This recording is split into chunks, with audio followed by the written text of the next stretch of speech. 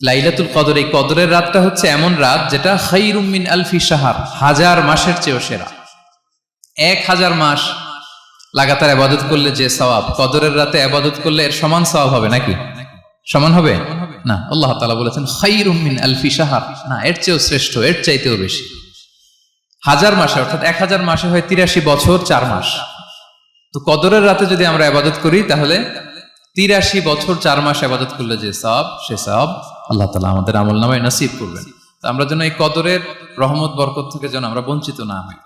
রাসূল সাল্লাল্লাহু আলাইহি ওয়াসাল্লামকে সান্ত্বনা দেওয়ার জন্য যে, হে নবী, আপনি চিন্তিত হবেন না, বনি ইসরাইলের অনেক লোক 1000 বছর হায়াত পেয়েছে, শত শত বছর ইবাদত করেছে, জিহাদ করেছে, তারা হায়াত পেয়েছে বেশি কিন্তু তারা কদর পায়নি।